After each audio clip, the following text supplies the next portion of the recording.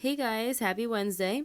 So today we're going to move on to chapter 14, section 6, angle identities. And we did skip a couple sections in chapter 14, don't worry about that. There are two more sections in chapter 14, and actually today for section 6, this is going to be the last graded homework that you have for the school year. I know, hold back those tears. On Monday, I am going to post a notes video for section 7, which is the last section of chapter 14. There is not going to be a graded homework assignment on that. I'm just going to post that so you can look at it for reference moving forward. It might help to have seen the material for your summer assignment and for your classes next year. So let's get started. Our objectives for section 6 are to verify and use angle identities and to verify and use sum and difference identities. So our essential understanding for this section. Several trigonometric identities involve a single angle. Other trigonometric identities involve two angles. No important trigonometric identity is additive. For example, if we have sine parentheses a plus b, that is, you cannot say that's equal to sine a plus sine b. This is similar if we think about radicals. Say we have radical 4 plus 25, that is not equal to radical 4 plus radical 25. It's not the same value, so you cannot say that those are equal if you separate the addition. And let's talk about negative angle identities. So for our negative angle identities, if we have sine of negative theta, that can be equal to negative sine of theta. But if we have cosine of negative theta, that's equal to positive cosine theta. If we have tangent of negative theta, that's equal to negative tan theta. So sine and tangent are pretty logical, but cosine is the only one that's different. Cosine of a negative angle is equal to positive cosine theta. And why is that? Let's look at our unit circle. So say we have an angle theta in our first quadrant. This point on our unit circle is going to be positive x, positive y. Say if we have theta in our fourth quadrant. So now from our initial side, which is the positive x-axis, if we move in a clockwise direction, that means this is going to be negative theta. That's how we get our negative values. And this point here on the unit circle is going to be positive x, but negative y. So you can see our positive theta and our negative theta give us the same cosine value. Our x remains positive in both cases. But when we go from a positive theta to a negative theta, our sign goes from positive to negative. So your cosine is going to be positive. Your sine and your tangent are going to depend on the sign. So when we graph sine and cosine, notice they look very similar to each other, and that's because the cosine curve is the sine curve translated pi over 2 radians to the left. So they're the same graph, they've just been shifted. The cotangent curve is the tangent curve reflected across the x-axis and translated pi over 2 radians horizontally. Identities of another type relate to the complementary angles. Those are called cofunction identities. So looking at our cofunction identities, we have sine of pi over 2 minus theta is equal to cosine of theta. Cosine of pi over 2 minus theta is equal to sine of theta. And tangent of pi over 2 minus theta is equal to cotangent of theta. So these identities you're going to have to memorize. So everything is just pi over 2 minus theta. Sine goes to cosine goes to sine, and tangent goes to cotangent. So looking at an example, we have verify an angle identity, verify the identity sine theta minus pi over 2 is equal to negative cosine of theta. And remember from a few sections ago, when we're verifying, we are only working with one side of our equation. So in this case, we're still going to split this directly down the middle. In this case, I'm going to leave my right side as it is, and we're going to try to change the left side so that they match up. So let's think. We have sine of theta minus pi over 2. If we look back at the cofunction identities from the last slide, that looks pretty close, but the signs in our terms are flipped. So we want to get that to match up exactly with our cofunction identity. So the first thing that we need to do is flip the signs of theta and pi over 2. To do that, we're going to factor out negative 1. So this becomes sine negative. Now we have negative theta plus pi over 2. So we just factored out negative 1 so that the signs of each of our terms flip. Now we know from one of the last slides that if we have a sign of negative theta, that's the same as just writing negative sine. So I'm going to rewrite this as negative sine. Then I'm going to flip these two terms so it matches up exactly with my cofunction. So I'll have pi over 2 minus theta. Now notice what we have in parentheses here matches up exactly with our cofunction identity. So because they match up exactly, we are able to say that sine of pi over 2 minus theta is equal to cosine of theta. And don't forget we have this negative we have to bring down. So negative cosine of theta is equal to negative cosine of theta. And we have verified this angle identity. Again, reminder, these have to, the left and the right side have to match up exactly, and you're only going to work with one side of your function. You can also use angle identities to solve trigonometric equations. So let's look at an example. What are the values that satisfied secant of theta equals sine of pi over 2 minus theta? For 0 is less than or equal to theta, which is less than 2 pi. So we're restricted from 0 to 2 pi, including 0. So let's think about this. We have secant of theta. Well, first we want to try to get that into sine and cosine terms. So secant of theta is the same as 1 over cosine of theta equals.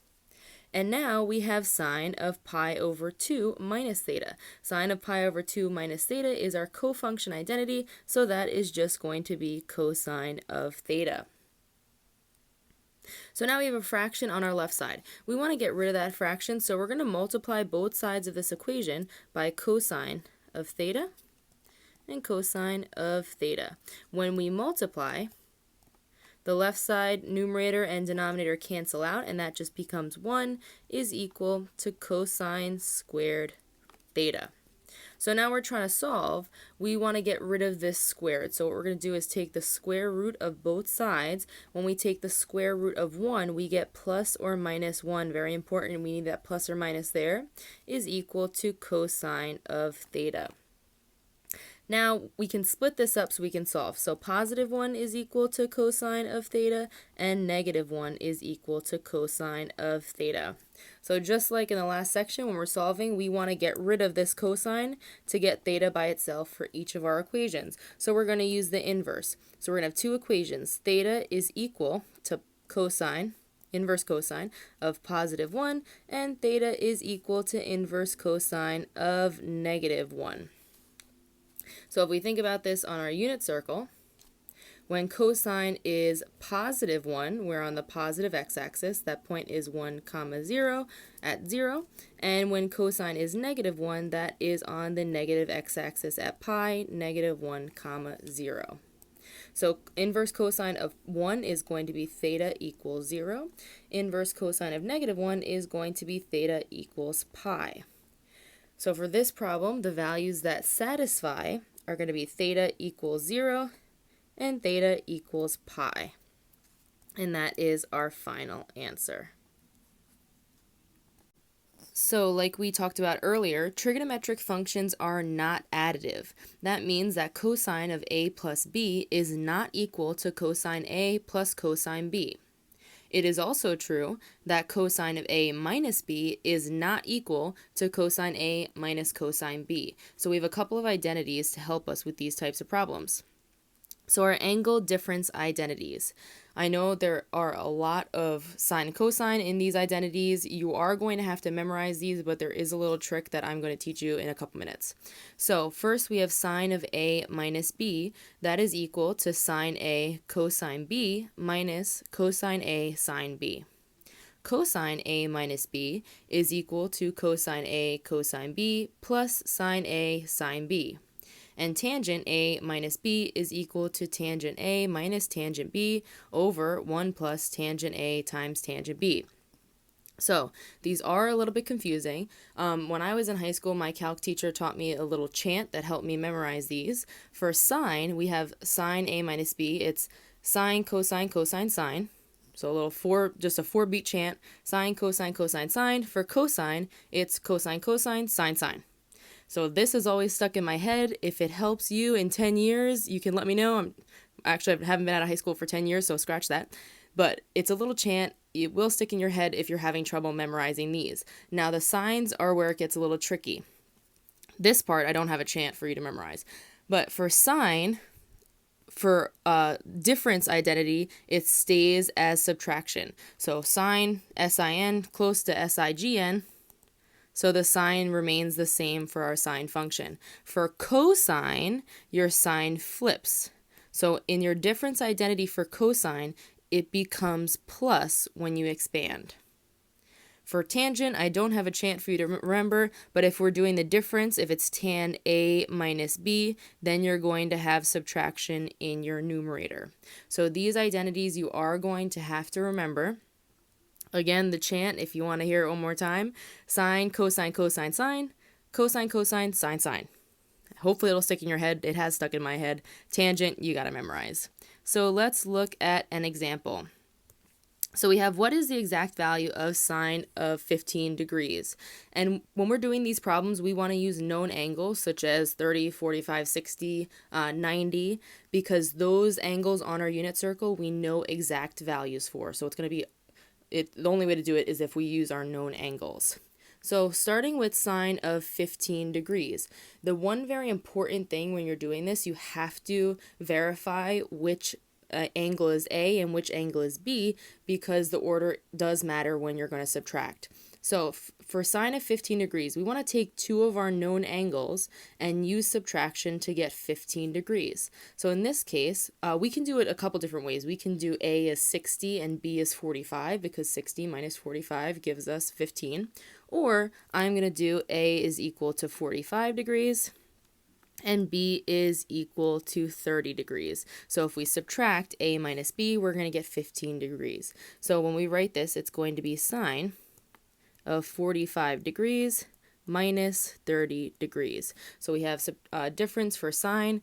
When we expand sine, remember it's sine, cosine, cosine, sine. So it's going to be sine of 45 degrees times cosine of 30 degrees. If it's sine, our sine stays the same, minus cosine of 45 degrees, sine of 30 degrees.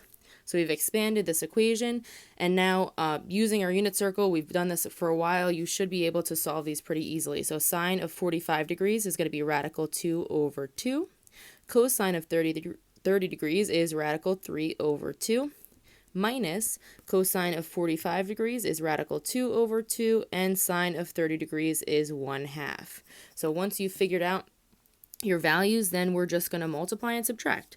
So when we multiply, we have radical 6 over 4 minus radical 2 over 4. And notice our denominators are the same, so we can combine to get radical 6 minus radical 2 over 4. And that's going to be our final solution. This is the exact value. Remember, if you don't have the same number inside of your radical, you cannot subtract. So this is our exact value for sine of 15 degrees. Looking at another example, we have what is the exact value of cosine 30 degrees. And we already know for cosine 30 degrees, we should end up with radical 3 over 2 because that's a point on our unit circle. But let's expand and use this equation just to double check. So for cosine 30 degrees, we can set this up as cosine of 90 degrees minus 60 degrees. And again, you can use whichever of our known angles you want as long as they subtract to get the correct value. So when we expand for cosine, it's cosine, cosine, sine, sine.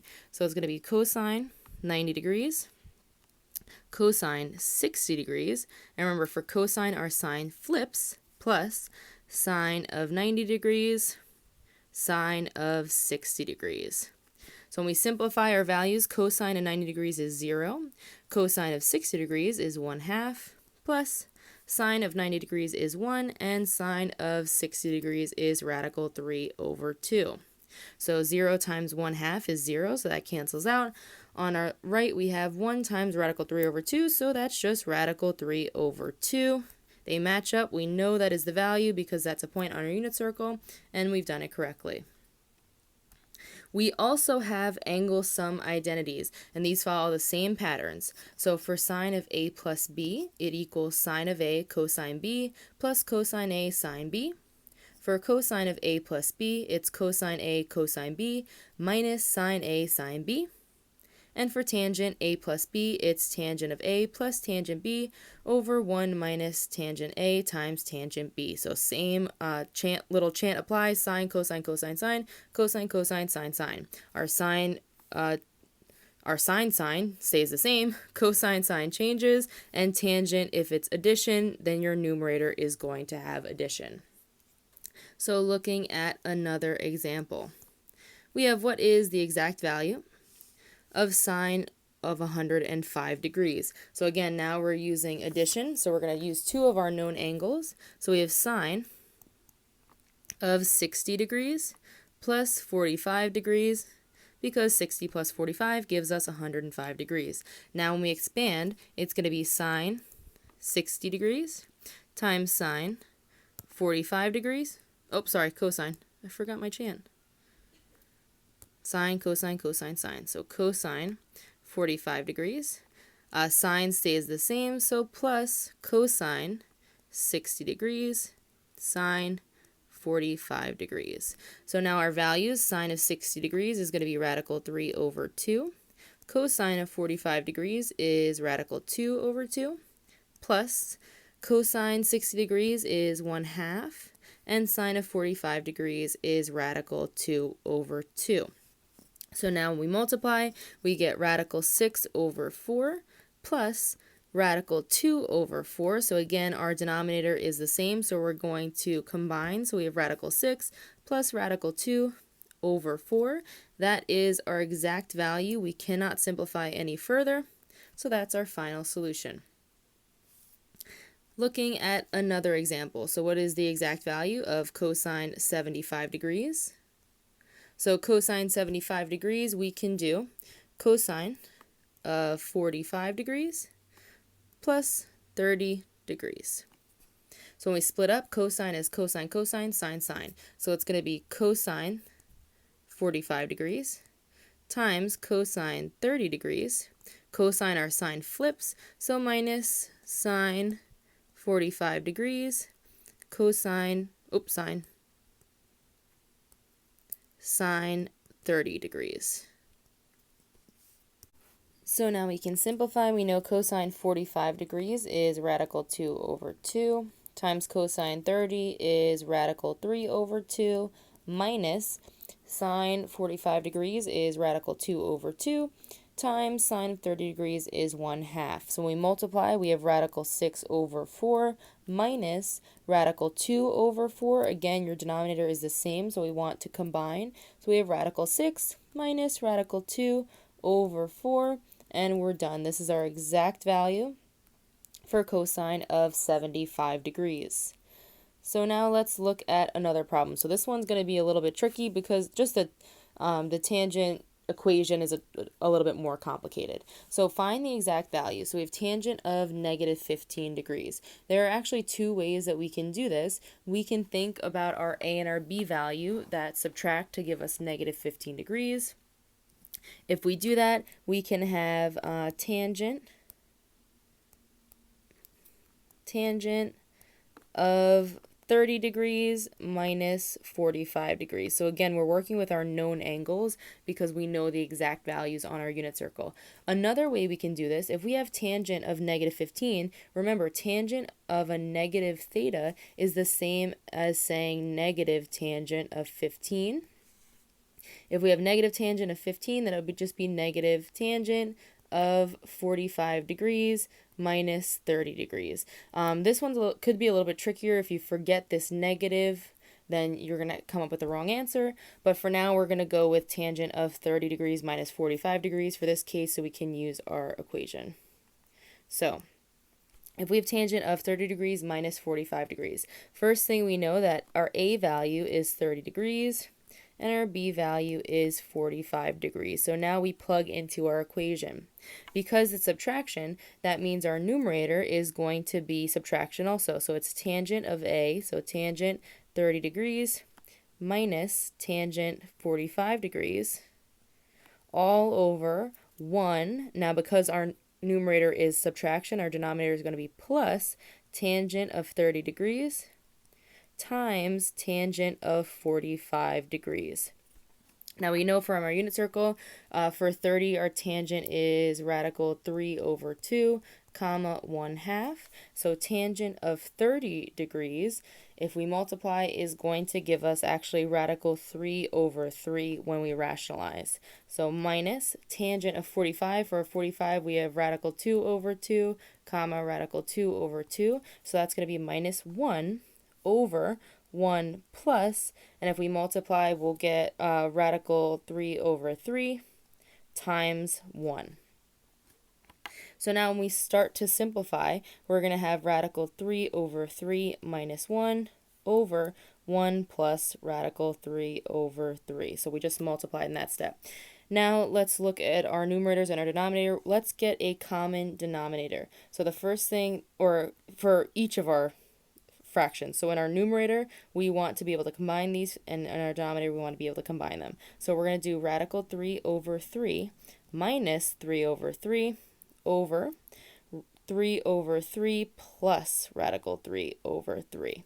Now I'm just going to erase these values at the top so I have a little bit more room. And let's give us some room here. So when we subtract, radical 3 over 3 minus 3 over 3 is going to give us radical 3 minus 3 over 3 over 3 plus radical 3 over 3. So now we've gotten rid of one set of fractions. Now remember, if we're dividing by a fraction, that's the same as multiplying by the reciprocal. So we can actually multiply this by 3 over 3 plus radical 3. So when we multiply, notice our 3's cancel out, they simplify, so we're left with, in our numerator, radical 3 minus 3 over 3 plus radical 3. So you might think we're finished simplifying, but we're not, because we have a radical in our denominator. So we have to get rid of that radical. But remember, if there are two terms in your denominator, you have to get rid of the radical by multiplying by the conjugate. So the conjugate of 3 plus radical 3 is going to be 3 minus radical 3. So we have to multiply numerator and denominator by 3 minus radical 3 in order to rationalize. When we multiply in your denominator, if you remember, this is going to become 9 minus 3. And in our numerator, we have to FOIL. So radical 3 times 3 is going to be 3 radical 3. Radical 3 times negative radical 3 is minus 3. Negative 3 times 3 is minus 9. And a negative 3 times negative radical 3 is minus 3 radical 3. Sorry, I ran out of space there. So now, again, when we simplify, radical 3, this is negative 3 times negative radical 3, so that last sign is going to be plus. So now when we combine like terms, we have 3 radical 3 plus 3 radical 3, which is 6 radical 3. Negative 3 minus 9 is minus 12, all over 6.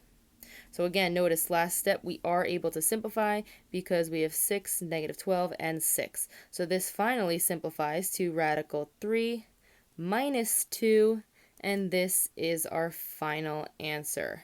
So tangent of negative 15 degrees, fully simplified, is going to be radical 3 minus 2. So tangent is a little bit more complicated because the equation is a little bit trickier, and now because you have a fraction, you have the danger of getting a radical in your denominator, and you always have to rationalize. So really take your time when you're plugging in for tangent. When you get your answer, make sure it is rationalized. You do not have any negatives in your denominator. So let's look at a little bit different. This problem's a little bit different. So we find the value of each trigonometric expression. So we have cosine 50 degrees times cosine 40 degrees minus sine 50 degrees sine 40 degrees. So you might look at this and think there's no way we can solve this because none of these are our known angles. We don't know exact values for these on the unit circle. But notice we have our pattern, cosine, cosine, sine, sine. So that pattern matches up with our cosine identity, and we're going to have an A value of 50 degrees and a B value of 40 degrees. So we know we're talking about our cosine function. Now we have 50 degrees. Because this is subtraction, remember our sign flips, so it's going to be plus 40 degrees. So this is just cosine of A plus B. So cosine of 50 degrees plus 40 degrees is really cosine of 90 degrees, and we know that cosine of 90 degrees is 0, so we don't need our calculator even for this problem. So the exact value for this function is just going to be 0. And now for our last problem of this section, rewrite the expression as a trigonometric function of a single angle measure. So again, this one is similar to our additive identities. So we have sine of 2 theta cosine theta plus cosine 2 theta sine theta. So this pattern, sine, cosine, cosine, sine, matches up with our sine function. So we know our A value is 2 theta and our B value is theta, and we're talking about our sine function. So it's going to be 2 theta, because it's plus, it stays the same, plus theta. And again, when you're talking about 2 theta and theta, you can just think about them as variables. Think of that as like terms. So it's just going to be sine of 3 theta. And that's our final answer. That is our trigonometric function as a single angle measure. And that is it for this section. We only have one section left to finish chapter 14, and we are done for the year. So your last homework assignment for our virtual learning is posted to Google Classroom, as it always is. If you have any questions, please feel free to email me. Any comments, concerns, whatever, email me as soon as you can. Continue looking at your grades. Grades are due next Monday, so if you have any questions on your grade for marking period 4 or any assignments, please email me as soon as possible. Good luck!